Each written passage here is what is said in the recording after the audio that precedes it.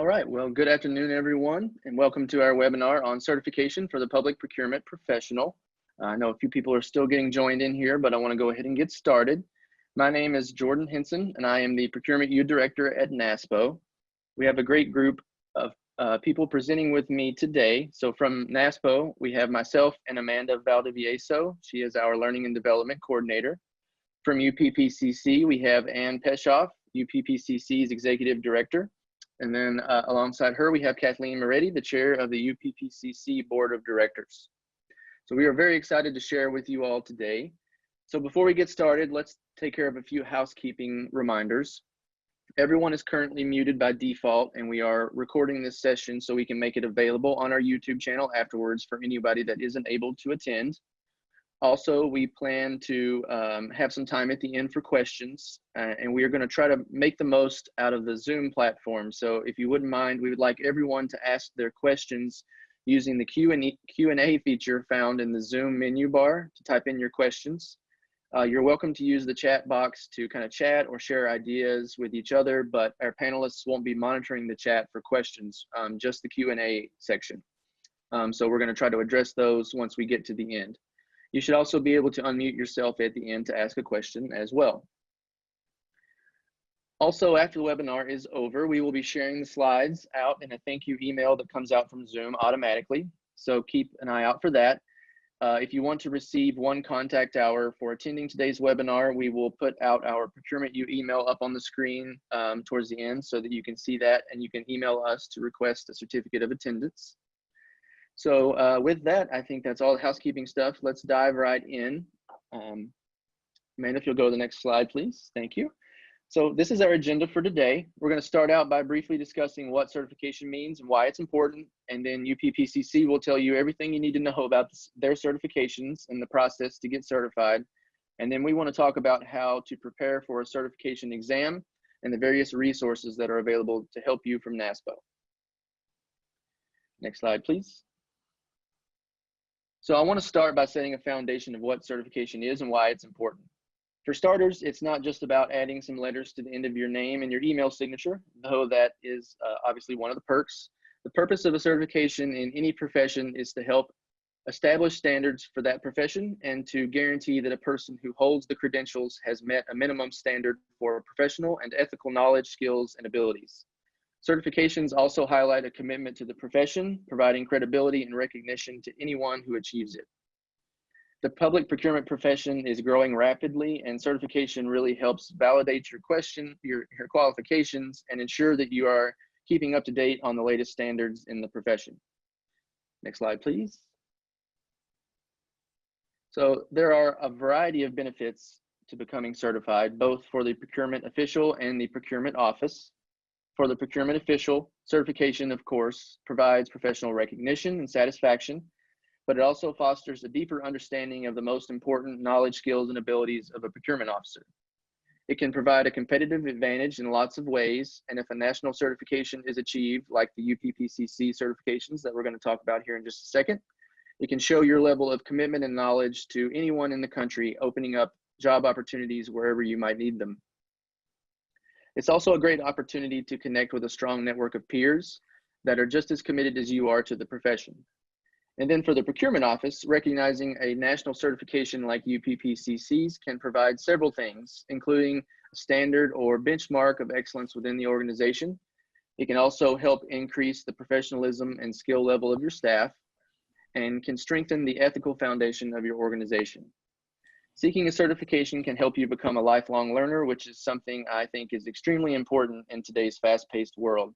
The knowledge base obtained through the experience of seeking certification will make you an asset to your organization and the profession far into the future. So before we move on, I want to make sure that everybody's still awake, and I want to do a quick poll. So let me see if I can get that started. So I'd like for you all, if the poll should be visible on your screen now, if you wouldn't mind to just go ahead and answer, are you interested in seeking certification at some point in your career?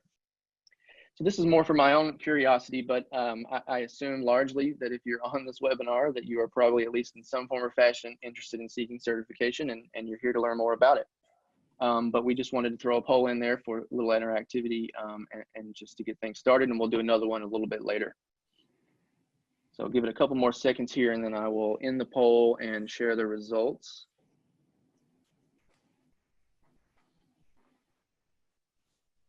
All right, I'm gonna end the poll now, and let me share the results. So hopefully you can see the results on the screen. As you can see, it's either yes or unsure. The vast majority, 83% of you said yes, that you are interested in seeking it at some point in your career. And then some of you are unsure and you're here to learn more about it. So hopefully as we go along, we'll answer some of your questions and really pique your interest. And then for those of you that are interested, hopefully we'll be able to give you some more information. And then for those of you that maybe are unsure, hopefully we will interest you enough to where you jump into that yes category by the end. So next slide, please, Amanda. In your profession, there is no better certification to recognize the work that you do than the CPPB and the CPPO certifications offered from UPPCC. The UPPCC really is the gold standard in procurement certification and is the most widely recognized across the country. So with that, I would like to turn it over to the real experts, Ann and Kathleen, so they can tell us all about it. Okay, good afternoon, everybody. I really want to thank NASPO for inviting us to participate on this webinar and discuss one of my very favorite subjects, which is not Harley-Davidson's, much to the chagrin of my husband, but UPPCC certifications. And Anne is, I've had my CPO, CPPB going on 20 years. And I am calling in from Calgary, Alberta, where it is 11 degrees. Anne. Well, I'm Ann Peshoff. I am so glad to be here having the opportunity provided by NASPO to tell you more about UPPCC certifications, the CPPO and the CPPB, which I'm very proud of. I've worked for UPPCC for 14 years now, and we've seen a lot of change, and always making it better and better. And having finished our most recent job analysis, we're ready to make it even better still. So anxious to tell you all about the certifications as they exist today and what we have coming up in the near future.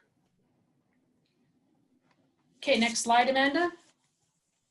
So UPPCC has two certifications, the CPPO, which is for supervisors of public buyers or managers. So having people reporting to them is a critical component of that certification, and the CPPB, which is a certified professional public buyer, and that is the buyers performing the purchasing functions in a non-supervisory position.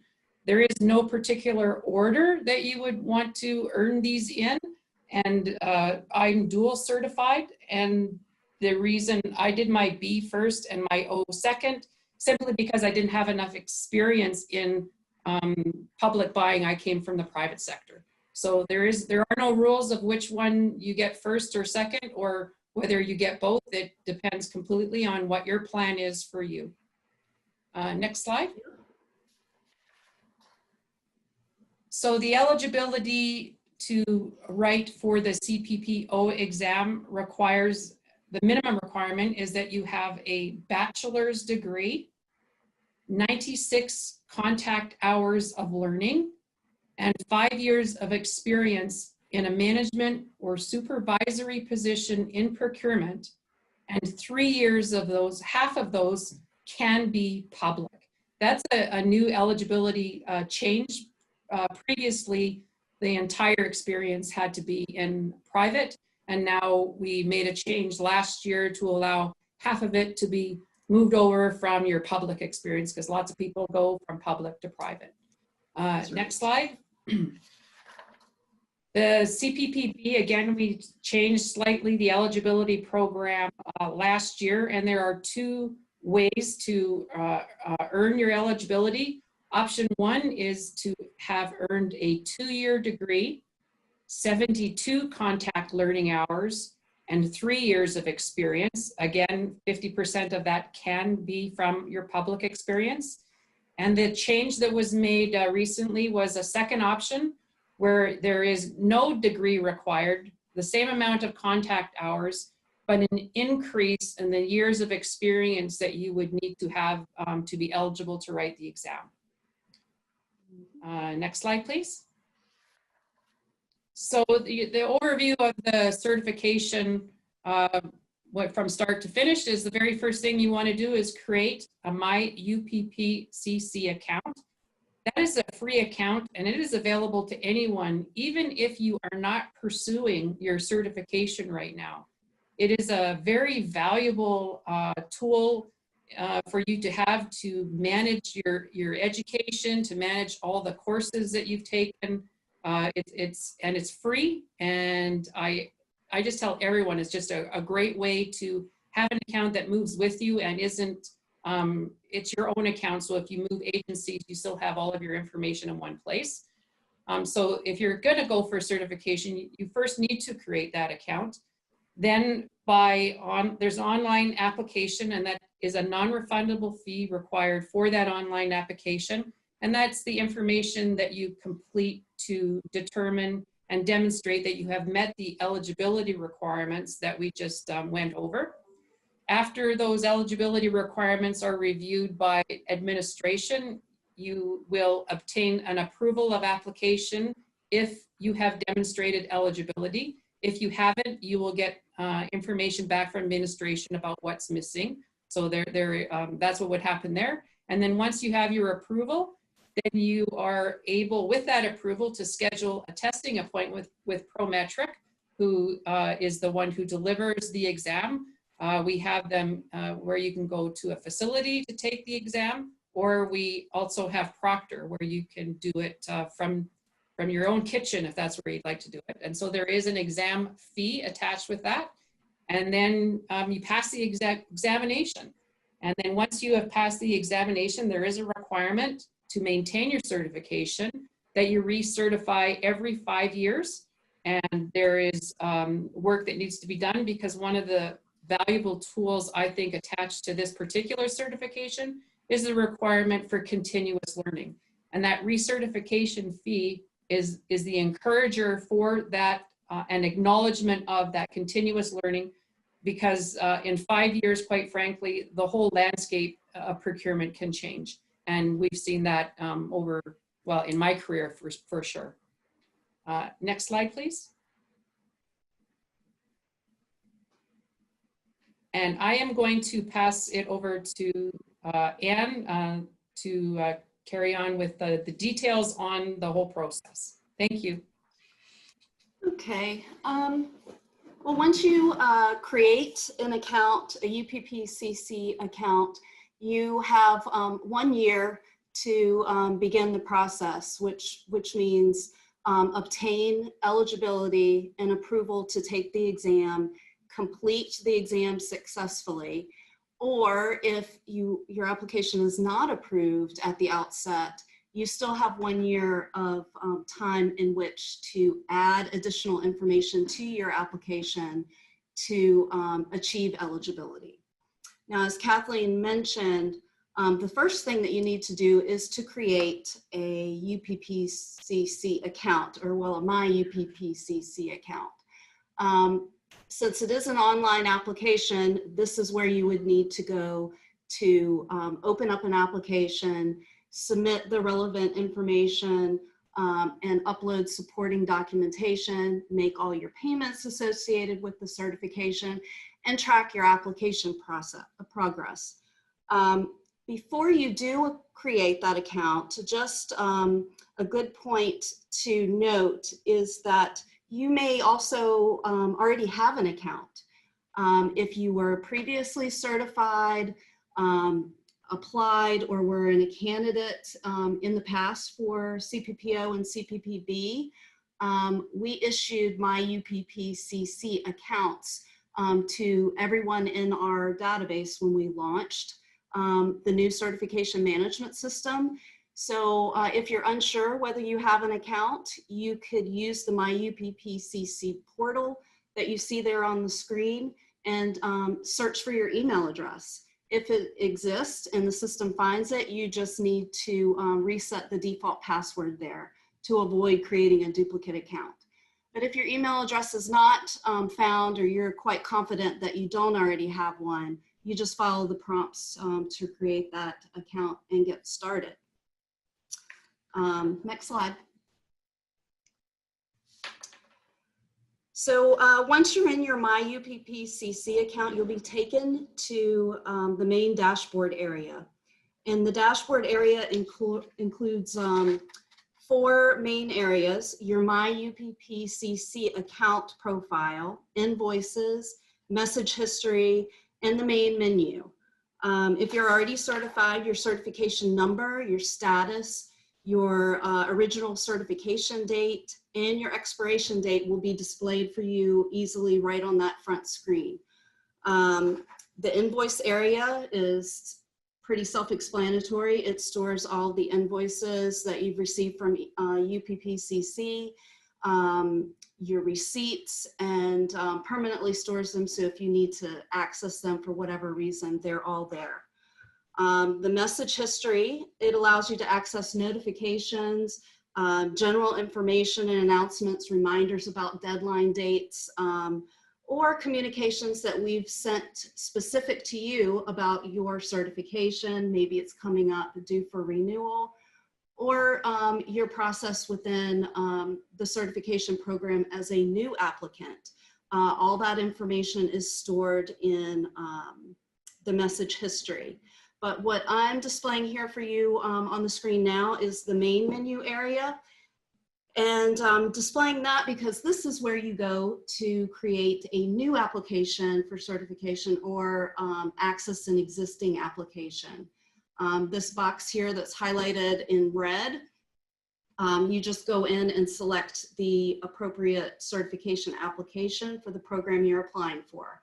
So click on CPPO certification application or CPPB to get started. And you'd go back to this main menu if you're not finished entering information, or you're just using this area to log your activities and looking to apply maybe for certification way into the future. This is where that information will be stored. Okay, next screen. And this screen is what you will see once you click on an application. Some important things to note here is that header up at the top. You definitely want to make sure that you've selected the right application. If you're interested in applying for CPPO certification, you definitely want to make sure that it says CPPO certification like this one does and not CPPB. There are 2 separate applications for each of our certifications. Also, the status area up there at the top of the application is very important. All applications start in a pending status, and the status is updated as you move through the process. Encourage everyone to take a quick look at the instructions tab. That's the first one on that navigation list to the left. It gives you all the statuses that you could find your application get into as you move forward to becoming certified. And each of the areas underneath that are the individual sections of the application. You can jump around, fill out sections up at the top, go down to the bottom if you have some coursework and training to enter. You don't need to go in order, but this is basically how the application is set up. The bulk of the activities that you'll enter will be in the formal education, procurement experience, coursework and training section. That's where you would log your individual hours, the activities that you have attended in the appropriate number of hours, and even upload documentation for those activities. The system will automatically recognize that you have achieved the minimum requirements to apply for certification. once those appropriate number of hours or contact hours have been entered. And you'll recognize that by an additional box popping up at the bottom of the left-hand navigation, prompting you to submit your application and pay the fee. So once you click on that and submit your application, for example, your status of pending on your application will shift to staff review. Next slide. So moving on to the application process, once your application is in staff review, UPPCC staff is in the process of verifying your eligibility and that the requirements have been fully met at the time that the application was submitted. If you have, for example, 6 months left to meet the experience requirement, we recommend that you not try to submit your application by moving the dates forward in time. It will allow you to submit the application, but staff is also double checking and verifying eligibility. And if the eligibility requirements are not fully met at the time you submit the application, you would not be able to move forward to the next step. So very important that you make sure you can meet all the requirements at the time you submit that application. The verification process on the back end with staff review takes us about 4 to 6 weeks to review all of the applications that come in for a given testing period. As you might imagine, we as people are procrastinators and tend to wait to the last minute. So while we get applications that trickle in once we open the application window, the bulk of those applications do come in that last couple of days before the deadline. So we're in that phase right now, seeing as that the on-time deadline is this Monday, July 13th. So if you're interested in applying and haven't yet done so, I encourage you to possibly take this weekend and finish things up and get that application submitted. We do have a 2-week late submission window. You can still get in for 2 weeks after that on-time deadline, but there is an additional $50 late fee for late filing. Once staff reviews the application, if we have any issues or any questions, maybe you forgot to upload documentation, we'll reach out to you directly through that message history portal on your account. And you'll also see your application status move to additional information needed. And staff will have specific information within your application about what is the deficiency or what documentation is needed. You'll be able to quickly identify the issue, upload the extra documentation, respond to the information, and then submit it back to us for staff review once more. It's kind of a back and forth process until the application is fully reviewed and eligibility is determined. So once eligibility is determined, your status will again shift to exam qualified, which means you've been qualified by staff to move to the next step of testing. At that stage, you can log into your portal as an approved applicant and pay the exam scheduling fee. Once you pay the exam scheduling fee, you're automatically issued an authorization to test notification. This is an important document that includes instructions on how to schedule an appointment with Prometric and additional instructions on what to do when you arrive at a testing center, or if you're testing online, what you need to be aware of for online testing. We offer the exam twice a year in 2 separate 2-week testing windows. The first one is given in the first 2 weeks in May, and the second one in the last 2 weeks of October. Next slide. Okay, what I'm showing on the screen right now is the current examinations. Current exams for certification are based upon the UPPCC body of knowledge that was developed following our last routine job analysis study that was conducted in 2013. The body of knowledge is comprised of 6 main knowledge domain areas, which you see here on the screen listed as domain areas. The percentages of each of the 6 domain areas covered for each certification exam are different. Obviously, different percentages for CPPO as opposed to CPPB. As you might expect, a greater percentage of the buyer level certification exam is devoted to sourcing at 36% when compared to the officer level, which is set at 20%. The same can be said about the CPPO exam and the percentage of the exam that focuses on strategic procurement planning at 20% compared to the CPPO or CPPB, excuse me, that's only at 8%. It's just respects the differences in the 2 levels of certification. And these differences carry through to the types of questions that are asked of candidates on those exams, the CPPO and the CPPB. Both exams use a combination of recall and situational questions. Recall is basic knowledge required that's required to do the job, but is essential for competent practice. Situational questions ask you to take that basic knowledge a step further and apply it to responding to a real life situation that one might encounter in a procurement office.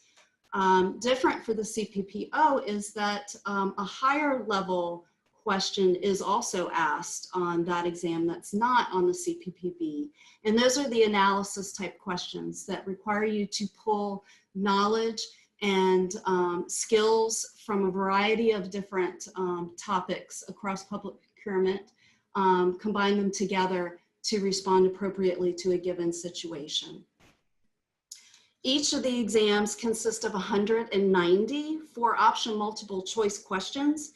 When candidates are given, regardless of whether it's a CPPB or CPPO exam, a maximum of 3.5 hours in which to complete the exam.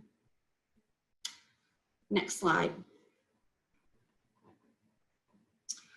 For exam preparation, a UPPCC always recommends that candidates refer to the UPPCC body of knowledge to guide their study efforts.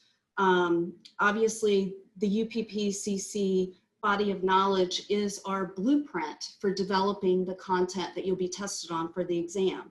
We can't ask you about any knowledge, skills, and abilities that we don't tell you about and include in that body of knowledge document. So that's a really important place to start with your exam preparation efforts. Do a personal self-assessment of how well you know the knowledge and task statements that are included in each of those 6 domain areas.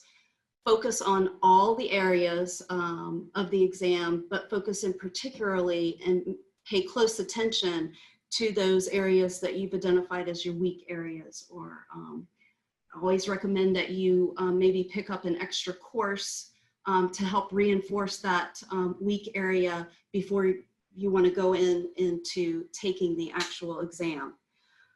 Since exams are designed to cover a variety of jobs across many different work settings, it's always best to study as part of a group so that you expose yourself to the ideas and the viewpoints of others as you prepare. You may be an expert in, for example, procurement in a K-12 organization, but it might help you in your preparation efforts if you're maybe partnering with somebody that operates procurement in a city setting or a state office, because it's a little bit different, and it's important to have all those background and understanding in preparation. Also consider joining a study group. At the very least, partner with one other individual to get that difference in viewpoints. And of course, take a study group. You get a more comprehensive, not take a study group, take a prep course like the NASPO course. Having a detailed training reinforces your knowledge and understanding of all the different concepts, maybe things that you didn't necessarily think about when you were performing your self-assessment, but still very important to get a handle on in your preparation efforts. Next slide.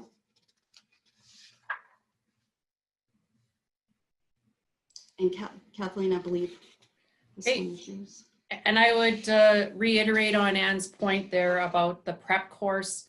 I get asked all the time about preparing for the exam, what to do.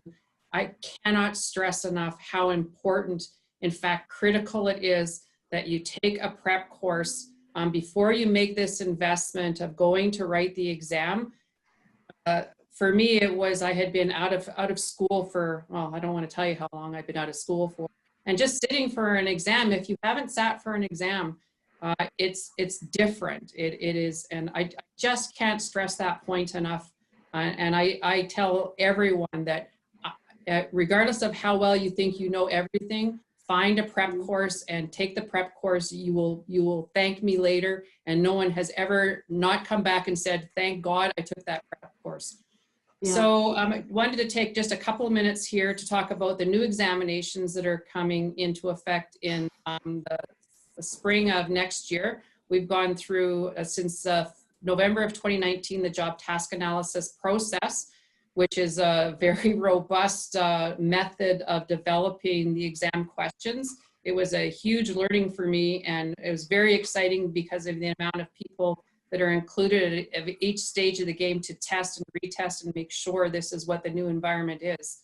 So the new exams will test candidates on their KSAs based on a body of public procurement competencies that were developed through that job task analysis.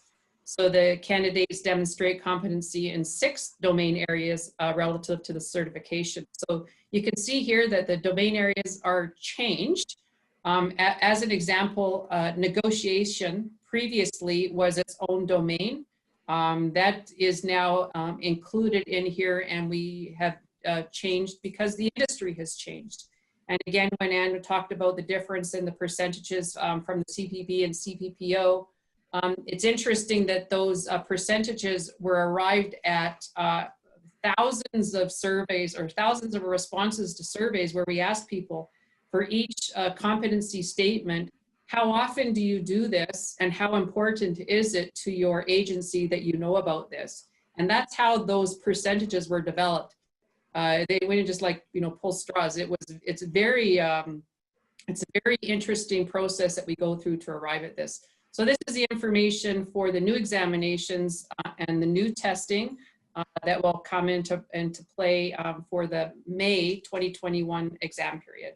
And I think that's our last slide for UPPCC. Great. Thank you both, Anne and Kathleen. I really appreciate it. So I've seen we've had several questions come in, and we're not going to forget about you. We're going to come back to those at the very end. But I did want to take a quick poll, another quick poll, make sure everybody's still with us. So let me go ahead and pull that up real fast and launch the poll. So which UPPCC certification are you most interested in based on what you just heard of them going through? So I'll give it a couple of minutes for everybody to respond.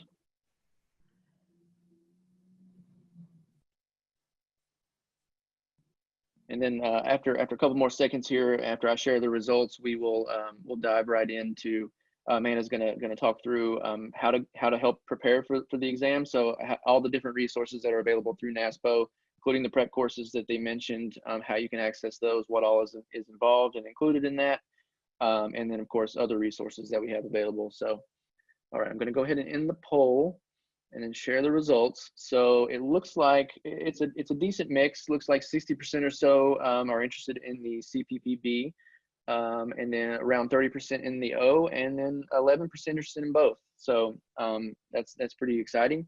And I'm glad that we were able to kind of go through both of those and talk about the different pieces. And thank you all for sharing your input. So that's always appreciated. And then with that, Amanda, I'm going to turn it over to you. All right. Thank you so much, Jordan. And thank you, Kathleen and Ann, for the information you provided about UPPCC and your certifications. So my name is Amanda Valdivieso, and I am the Learning Development Coordinator for NASPO. And one of my roles here is overseeing our CPPO and CPPB prep courses. So today we want to kind of go into what those courses entail and a little bit about those. So our certification exam prep courses are offered twice a year, once in the spring and once in the fall. So they basically follow the same outline as the exams scheduled themselves. And these courses are designed to help individuals prepare for the certification exams through the resources and live discussions that are aligned with the domain areas within the UPPCC body of knowledge. It is a self-study course in which the learners review recommended readings and resources and assess their knowledge through practice questions to gauge their exam readiness. In addition to the self-study aspect, we also have weekly live discussions the learners will engage in via webinar with an experienced facilitator who has experience in the procurement world. And right now, the course is a 9-week course. Right now, it's a $300 course rate. We have one coming up, starts August 10th, runs until October 11th. So it usually runs right up until the exam week for whichever semester of the exam that you're going to be taking. And the registration for this particular course will close July 27th. So if you are interested in taking one of the exam courses for this upcoming fall, you'd want to go ahead and get started with applying for that as soon as possible, because we are getting close to that date.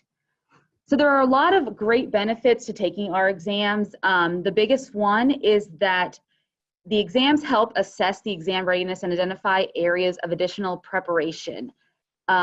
We also have a lot of exam practice questions, over 100 in fact, within our learning management system that you can take and retake as many times as you need throughout your course.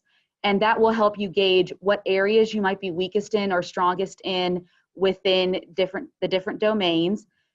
In addition, there's also access to community discussion groups and the facilitators throughout the course, which means you're able to engage with other learners. And I believe Anna had mentioned previously how important it is to have study groups and also to be involved and work with other people, because you'll get that other experience that you may not normally have within your own job. So you'll get that engagement as well. And I think one of the most important benefits to our prep courses is that all of our course materials, the prep questions, the resources that are available within the learning management system are all available to you indefinitely once you complete the course. And so this is especially important if you are someone who is unsure about whether or not you want to take the exam right away or even apply right away, but maybe you want to take the prep course to gauge, am I even ready to apply and start the process of getting the examination? This prep course is great, because even after you finish it and you realize, okay, it's not going to be this year, it might be next year, that course material will still be available to you, the following year when you decide to apply and take the exam. So that is probably one of the greatest benefits that we have to offer with the exam prep courses. And currently, as our prep courses stand, we have a 72% pass rate for our CPPBs and an 88% pass rate for our CPPOs. So those who take our exam or take our prep courses are, for the most part, passing, which is excellent. So I want to quickly show you a little bit of what our learning management system looks like and how you would access the course if you decided to take it. So this is the homepage of the course itself. So whenever you would sign up for our prep course and log in the first time, this is how you would access it every time you'd log in. And what's great about it is it shows you your progress report. So it kind of shows you how you're going through the course, and it shows you the number of credit hours that are available for it, and a little bit of quick links for different resources available within the course itself.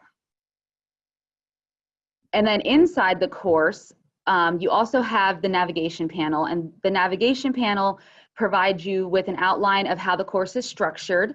And one of the things we do start off with within the course is not only just a introduction on how to use this learning management system and how to go through it, but also how to structure your preparation using our course as your overall guide. And then of course, as you can see, it demonstrates each domain. It'll show the test prep questions that you can access and the resources within each domain. So with that, we can go on to the next slide, which shows you an example of what that looks like within the course. So first you can see a sample test prep question. And as you can see, I obviously answered this one wrong for the sake of demonstration, but what it shows you is you get to go through the questions, and right away after you submit, you're gonna find out if it's the right or wrong answer, and that'll allow you to go back and study that question again. And then of course you can retake these tests as many times as you like.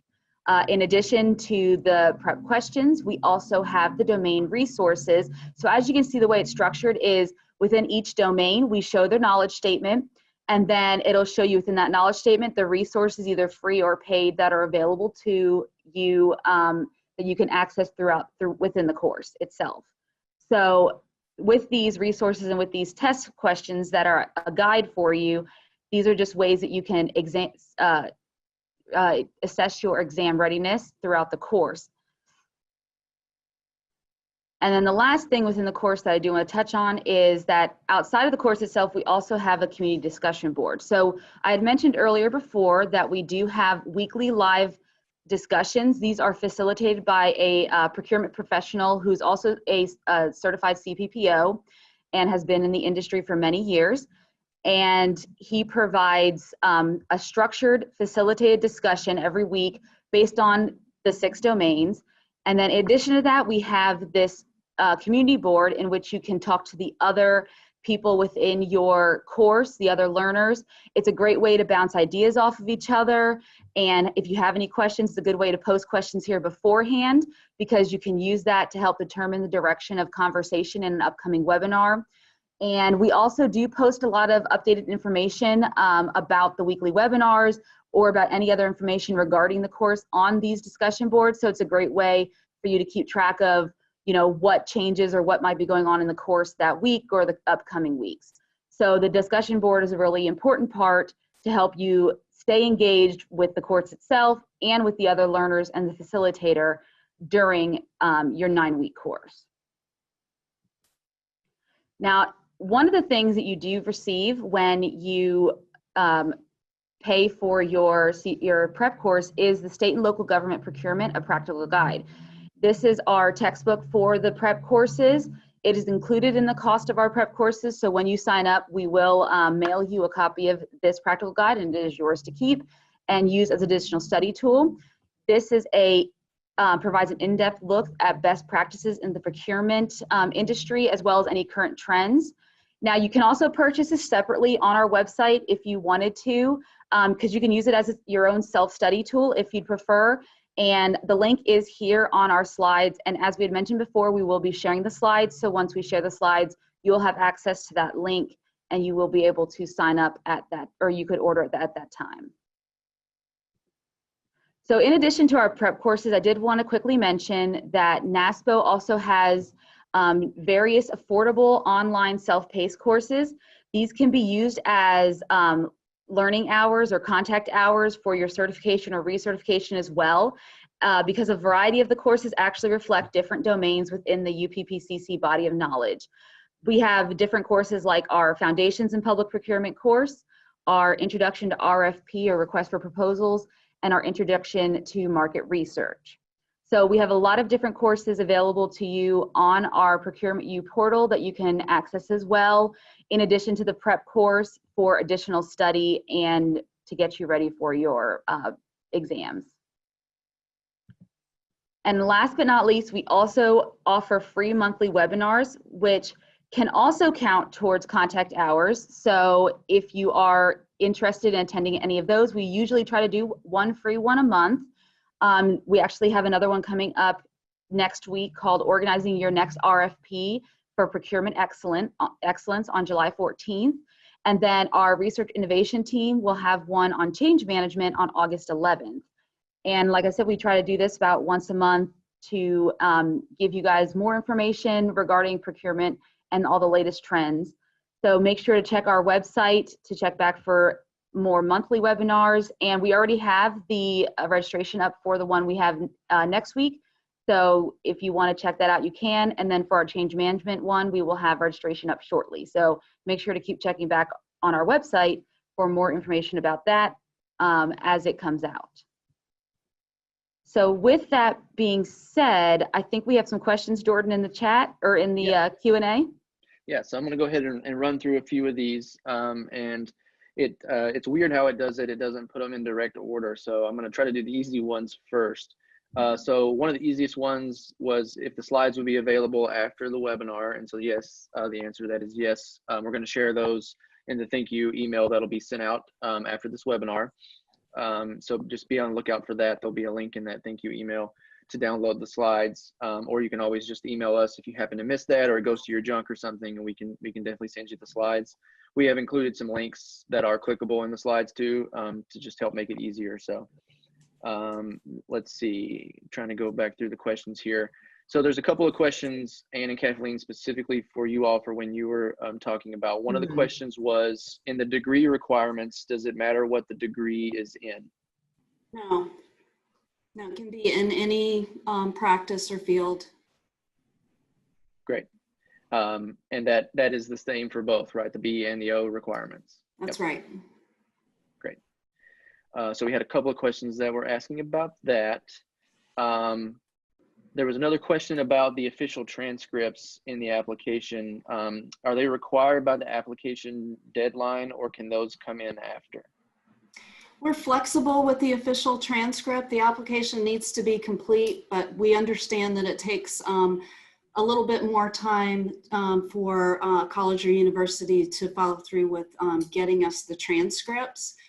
So that's okay. We just hold the review and the approval decision until they arrive, and you'll be able to see within the application once it has arrived, because we'll upload the official to the application. Great, thank you. So another question here was, how do you determine or calculate experience for the eligibility requirement? What job titles or roles qualify if you were in charge of procurements, but it wasn't your sole job or your sole title, etc.? There's kind of a couple questions in there. What job titles? We don't rely on the job title. We ask for position descriptions so we can evaluate the work that you're responsible for doing. Some of our applicants have very generic job titles, and it's not until you have the opportunity to look at what the individual is responsible for are you able to approve it as relevant experience. So I wouldn't be worried so much about the job title that you have, as long as the position description reflects what you're responsible for. It should be good.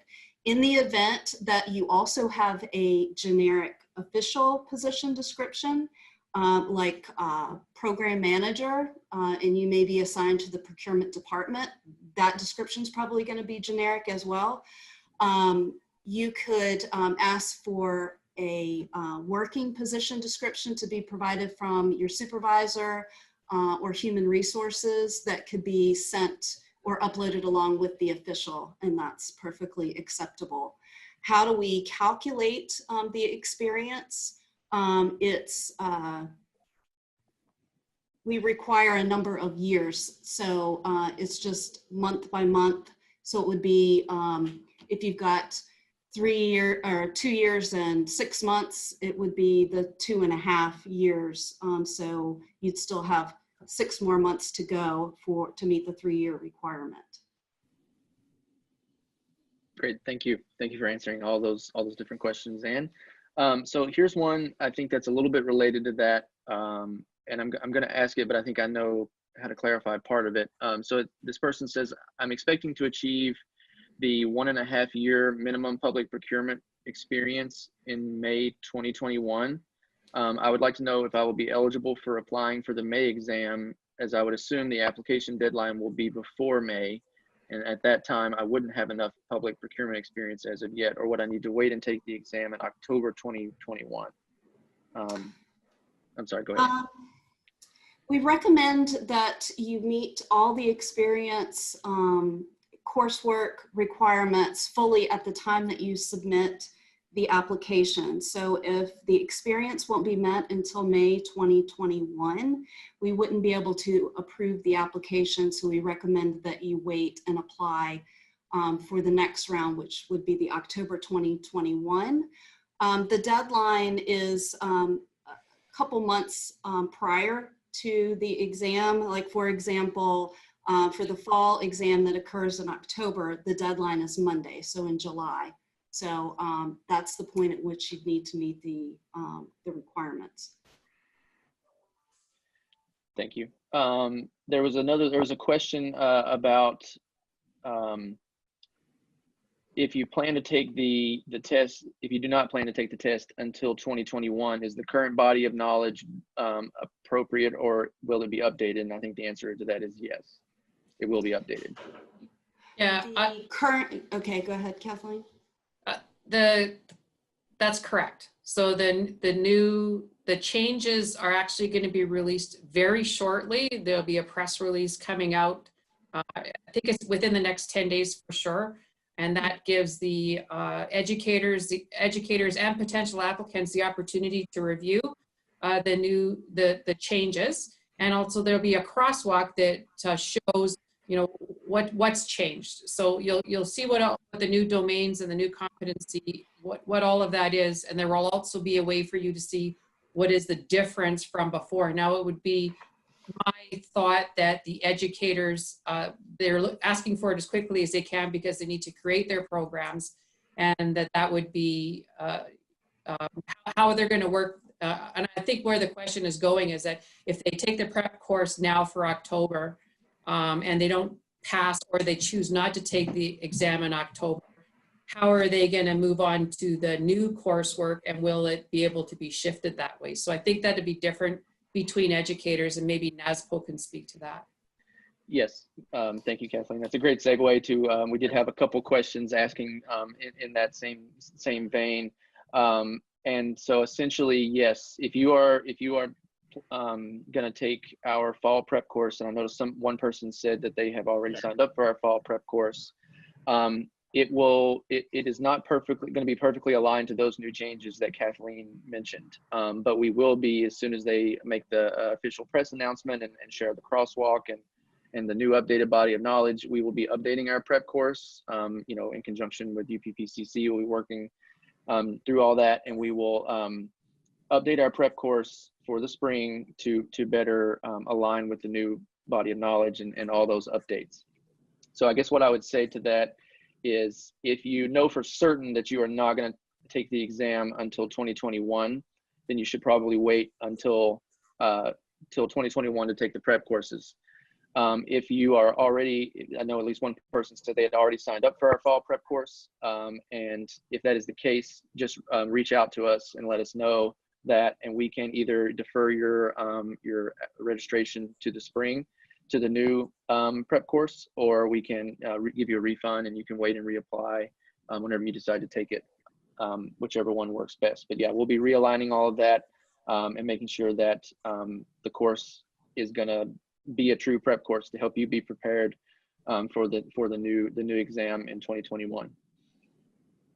I hope that answers the questions. There was a couple here, so let me look through and make sure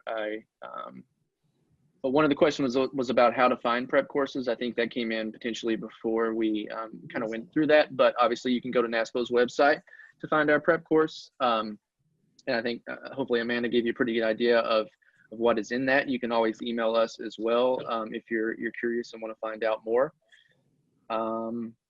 Check the time. We're doing okay on time. There was a question, Ann or Kathleen, about does some legal coursework, can that count towards contact hours? Legal coursework can count as would a variety of other different topics. The way that we make that determination is, can the course be linked back to one or more topics found in the current body of knowledge? We'll be shifting that, aligning it to the current body of knowledge, to the new body of knowledge and competencies once that's put into place. So for the May 2021 exam, but most definitely legal coursework does count. Thank you. Let's see. I'm just trying to read through a couple more questions. It's hard to see which one. I tried to mark the ones answered but I missed some. Oh, does library, sorry, this one is a little weird, but does library collection development experience count as experience? It's buying books for libraries.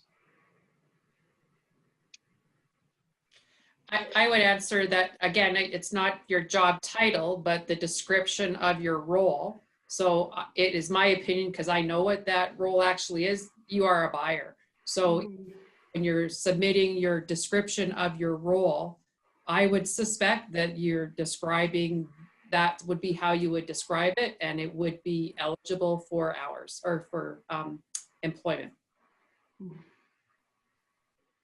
Thank you.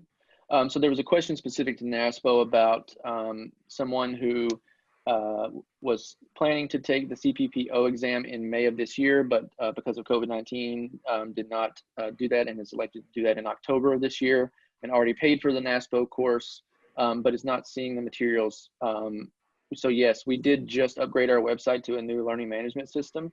So we'll double check that. I'll make a note of who submitted that, and we'll follow up with you afterwards to make sure that you get those materials. Because as we said, we make sure everything is still available to you whenever you're going to be testing later on. So it seems like there might be an issue there, and we will double check that. And of course, if at any point you take any of our courses or prep courses or anything like that, and you ever have an issue, just let us know, and we can usually get it resolved pretty quickly.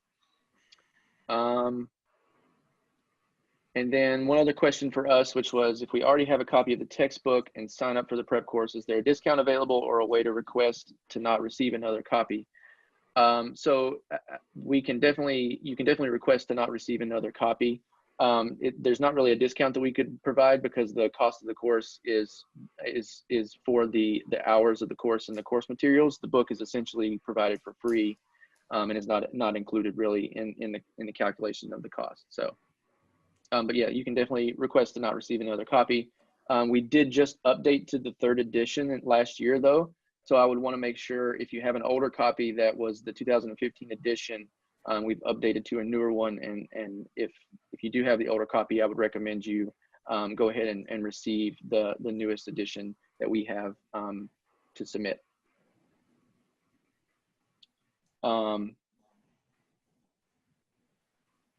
Trying to look through, we got a couple more minutes here. I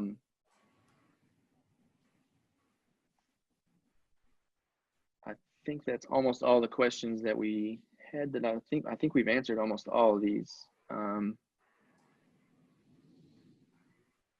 Yep. All right. Well, I guess we got 2 minutes to spare here, but I just want to thank everybody for participating and joining us, and for your interest in certification. Thank you for asking some great questions. I hope we were able to provide you some information that was helpful. And I, again, encourage everyone to seek certification at some point in your career. It doesn't get any better than what UPPCC is doing. And it really is just a valuable network of professionals. And so just thank you all for joining us. Thank you to Kathleen and Ann for joining us on this and sharing all of your information. Yeah, Kathleen. I just have let's try to get in there. So I just have a closing comment. I just want to reiterate on that, creating my UPPCC account. The other thing that provides for you is all the information and updates on what's going on with UPPC, what's going on with the certifications. We do eligibility reviews. We have an academic committee. There's all kinds of things that is all useful information for you to earn or know what to do with your certification or recertification. And it is a great tool for you to have, even if you choose not to pursue certification, just to house all your records. So I just really encourage you to go and look at that free service. And thanks for inviting us to participate. Yes, Of thank course. you. Yeah, thank you both. And don't want to forget, if you do need a certificate for attending today's webinar, to get a contact hour, just email procurementu@naspo.org. Our email's there on the screen, and we will get a certificate sent to you as soon as we can. Thank you all, and have a great rest of your day.